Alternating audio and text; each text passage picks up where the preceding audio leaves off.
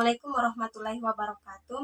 Baik, di sini saya akan mereview kembali pemahaman saya mengenai dua materi, yaitu pertama, materi kelompok saya sendiri tentang pemanfaatan mikroorganisme sebagai sumber energi alternatif pada bioetanol, dan yang kedua itu materi tentang antibiotik.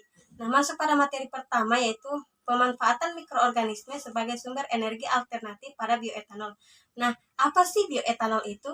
Bioetanol terdiri dari dua kata, yaitu bio yang artinya hidup dan etanol adalah etil alkohol.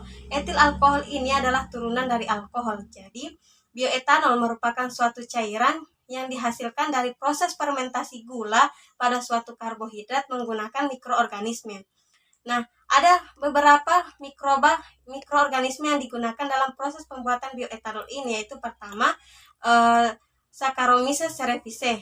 Nah, Saccharomyces cerevisiae ini merupakan mikroba yang sering digunakan dalam proses fermentasi alkohol karena berproduksi tinggi, tahan terhadap kadar alkohol yang tinggi, dan juga tahan terhadap kadar gula yang tinggi. Dan yang kedua yaitu Clostridium thermocelum.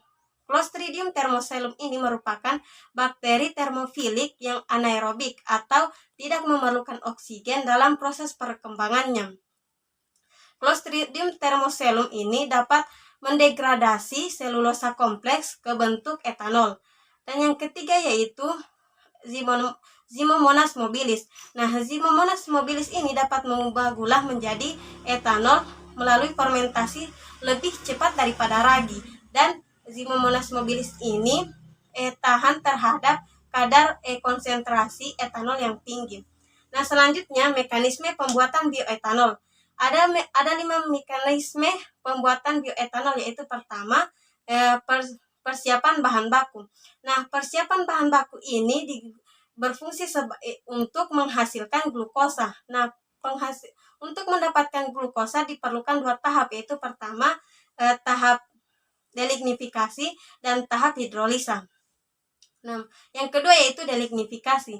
Delignifikasi ini merupakan suatu proses atau tahapan penghilangan lignin pada serat-serat selulosa. Dan yang ketiga yaitu hidrolisa. Hidrolisa ini merupakan pemutusan rantai polimer pati menjadi unit-unit dekstrosa. Yang keempat yaitu fermentasi. Fermentasi ini merupakan proses produksi energi dalam sel dalam keadaan anaerobik. Dan yang kelima yaitu pemurnian.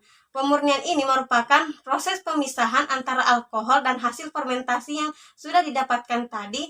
Ini bisa menggunakan metode destilasi. Nah, selanjutnya yaitu manfaat bioetanol. Manfaat bioetanol ini ada 5, yaitu pertama, sebagai salah satu bahan bakar alternatif. Kedua, sebagai bahan dasar pembuatan minuman beralkohol.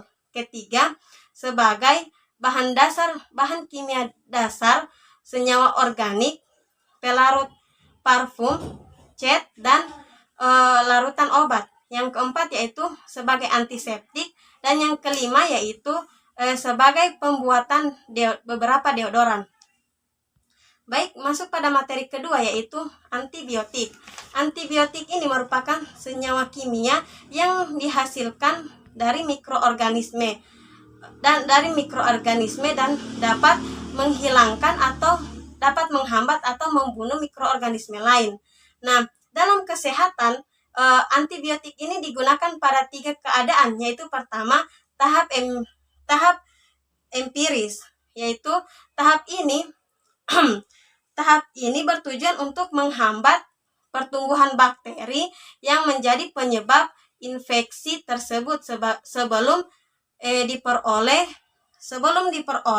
pemeriksaan mikrobiologi. Dan yang kedua yaitu terapi definitif. Terapi definitif ini digunakan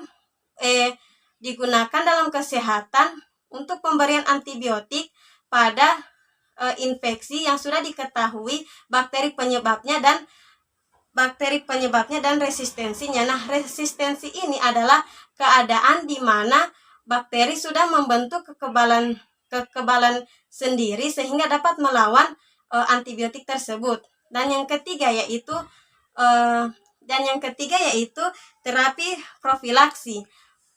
Terapi profilaksis ini adalah terapi yang digunakan untuk mencegah adanya infeksi. Baik, sekian dari saya. Wassalamualaikum warahmatullahi wabarakatuh.